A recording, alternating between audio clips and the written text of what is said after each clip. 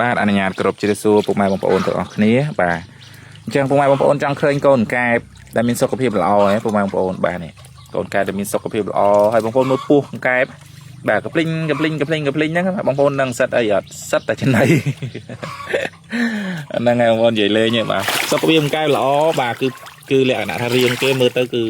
កមាប់ហ្នឹងបងប្អូនបាទកមាប់ហ្នឹងបងប្អូនឃើញទេកមាប់អត់តដាក់ចំណីណាបងប្អូនបាទអត់ដាក់ចំណីទេដាក់ចំណីទៀតធ្វើកមាប់ជានឹងទៀតបងប្អូនបាទអានេះត្រៀមចាប់ឲ្យគេល្ងាចបងប្អូនបាទអូសុខភាពល្អមែនតើណាបងប្អូនអរនេះបាទយើងមិនអង្គុយលើចែលើខ្លួនឯងទេបងប្អូនតែការពិតបាទបងប្អូនយើងនិយាយការពិតហើយយើងធ្វើអ្វីគឺផ្ដោតទៅលើភាពស្មោះត្រង់គឺមិនសាបរលាបទេបងប្អូនអរនេះបាទចឹងបងប្អូនដែលគាត់ធ្លាប់ទិញកូនកែបពីខាងបងប្អូនទៅដឹងណាបាទតនេះថាកូនកែបសុខភាពល្អដឹកទៅដល់ទីតាំងមានបញ្ហាមិនស៊ីចំណីមានបញ្ហាងាប់អន់ចំណីអីហ្នឹងគឺខាងកាត់ឋានបងប្អូនមានការទទួលខុសត្រូវទាំងស្រុងបងប្អូនចាំកែបសាច់បានបាទអត់ទីផ្សារយកមកលក់ឲ្យបងប្អូនវិញណាបាទហើយពាក់ព័ន្ធជាមួយនឹង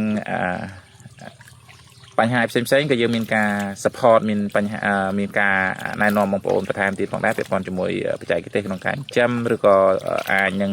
ពិភាក្សាគ្នាមុននឹងបងប្អូនសមាជិកយកទៅចិញ្ចឹមក៏យើងអាចពិភាក្សាគ្នាបានដែរបាទ free តែម្ដងបងប្អូនបាទហើយបន្ទាប់ពីនេះគឺយើងមានការ support ជូនពុកម៉ែបងប្អូនតាមក្រោយទៀតបាទសុខភាពកែបងប្អូនឃើញណាបាទគឺល្អខ្លាំងមែនទែនអញ្ចឹងពុកម៉ែបងប្អូនដែលមានតម្រូវការចិញ្ចឹមលក្ខណៈអាជីវកម្មលក្ខណៈគ្រួសារបាទអាចទំនាក់ទំនងមកកាត់ឋានបងប្អូនបានកាត់ឋានបងប្អូនដែលមានទីតាំងស្ថិតនៅភូមិស្វាយប៉ុស្តិ៍សង្កាត់ព្រះស្រែក្រុងឧដុង្គម៉ៅជ័យខេត្តកំពង់ស្ពឺហើយបងប្អូនបាច់ខ្លាចព្រួយបារម្ភទីតាំងបងប្អូនមានមិនច្បាស់លាស់ឬក៏ការលក់ដូរភូតផលកុហកលុយបាញ់មកហើយមិនមានកូនកែបទៅឲ្យពុកម៉ែបងប្អូនបាច់ព្រួយបារម្ភទេពុកម៉ែបងប្អូនបាទគឺខ្ញុំលក់ដូរផ្ដោតទៅលើទំនួលខុសត្រូវនិងភាពស្មោះត្រង់ពុកម៉ែបងប្អូនខ្ញុំអត់រកស៊ីលើកម្លាំងញើសឈាមពុកម៉ែបងប្អូនទេបាទគឺយើងរកស៊ីលក្ខណៈថា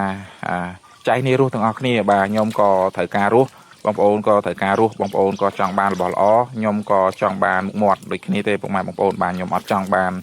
ភាពអាស្រូវចង់បានលុយពីពុកម៉ែបងប្អូន 10000 20000 40000 10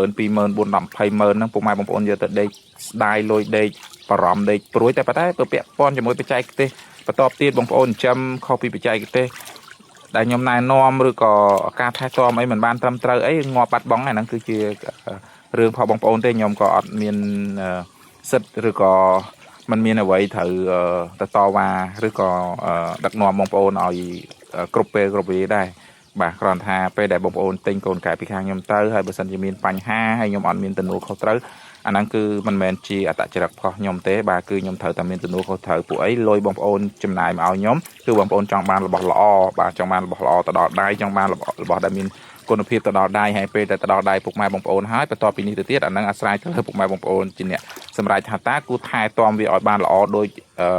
ពេលដែលខ្ញុំផ្ដល់ឲ្យឬក៏បងប្អូន